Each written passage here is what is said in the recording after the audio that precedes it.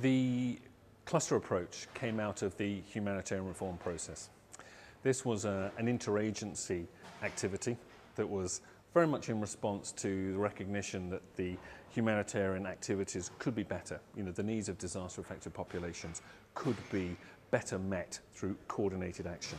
A number of recommendations came out of that review, one of which was the need for more preparedness, greater predictability. Part of that was the identification of a number of agencies in particular sectors, or clusters as they became to be called, to actually take the lead. So there was one particular agency, a go-to agency, who was responsible at a global level for that sector or cluster, but also at a country level during a response. The International Federation has taken on the responsibility as being the convener of the emergency shelter cluster in natural disasters. We co-chair this cluster with UNHCR, the United Nations High Commission for Refugees, who have responsibility for convening the cluster in conflict situations. Often in emergencies, there are many partners who come in with their own resources, their own approaches, own strategies.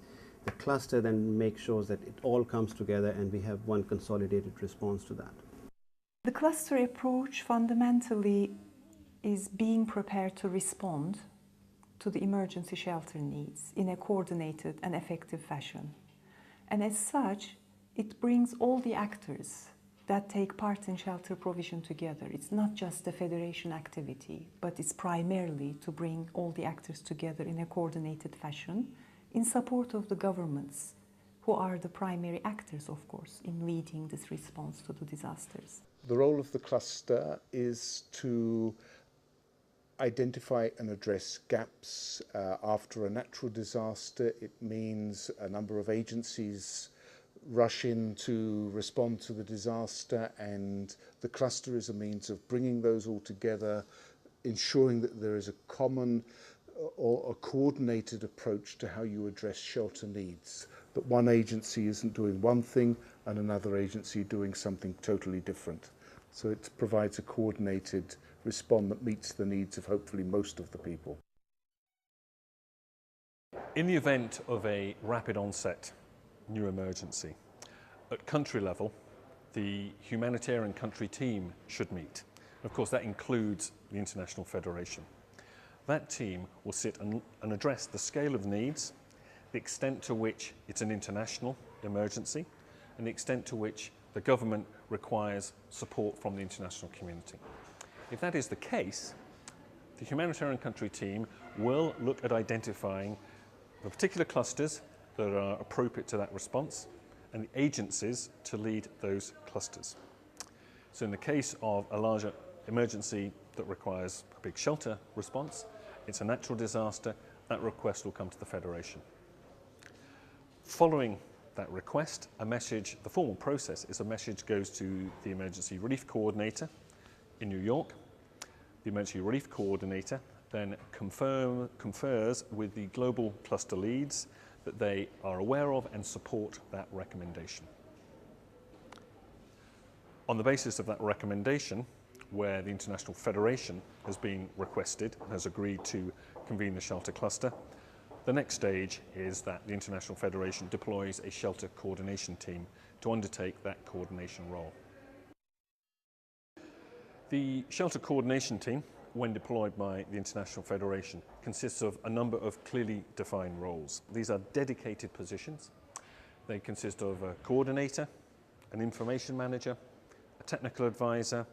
Depending on the scale of the response, that also may require a mapping advisor. We are also, in recognition of recovery needs, shelter recovery needs, we tend to look for a shelter recovery advisor. And of course, increasingly, environmental impact is a major concern. It's really trying to bring together a team with the information management and the technical aspects, and to really gather as much information as we can, disseminate that back out to the group so that all understand what's happening. Crucially, as you do get more and more information, it does give you the ability to map a lot of the areas people are working in and give some direction to those agencies in as to where they should go, so that we're not duplicating assistance to the affected population. As information manager for the cluster, my responsibility is to gather or collect information from different sources, to put it all together, assemble it into some sort of logical, meaningful way, then to provide some sort of analysis to that information so that information then has real meaning to the users of that information, and then to share it, to disseminate it to the membership and outside of our cluster as well. The technical advisor comes in because the cluster has a lot of different things to do. There are also plenty of technical issues associated with shelter. So we can count the number of shelter kits distributed, for example, but the technical advisor can come in and look at the actual contents of those kits and how appropriate they are in different circumstances. There's also a role, an advocacy role for the technical advisor, whereby the different humanitarian standards that have been developed for emergency responses can be tabled to cluster members in different countries in different situations and used as a way to guide the shelter response of different agencies and NGOs. In May of 2005, we adopted the institutionalization of the cluster approach in the Philippines. But of course, we did not have an experience here. And so in the typhoons of 2006, where we were visited by 4 major typhoons, including Typhoon Durian, we thought that this is a good opportunity for us to test it. I think it was easy for us to realize that the challenge during emergencies or during disasters like 4 successive typhoons or a major landslide is to find out who is doing what and whether the gaps in the delivery of humanitarian services is being addressed too in an effective manner. El rol de ONU Habitat en el grupo sectorial es el de actuar como focal point en la coordinación de lo que es la recuperación temprana después de la emergencia para la rehabilitación y para el desarrollo. Récemment, l'Union européenne a affirmé sa vision de l'aide humanitaire dans un document commun.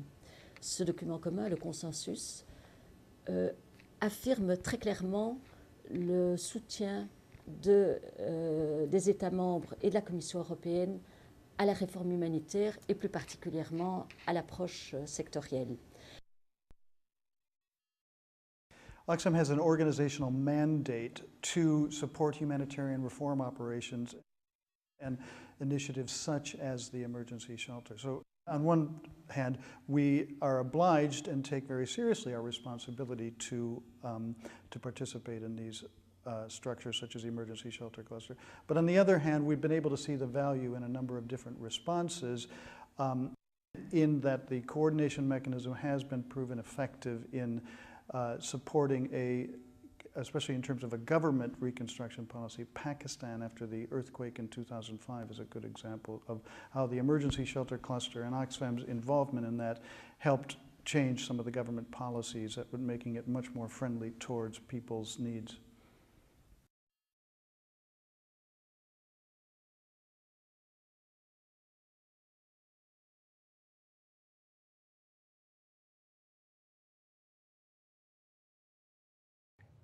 If you're faced in the early days, 8 o'clock at night, with a room with 300 people in it, which is not unusual in a large-scale sudden onset disaster, you can't distill a strategy. You can't get best practice from so many people, so you have to set up a system.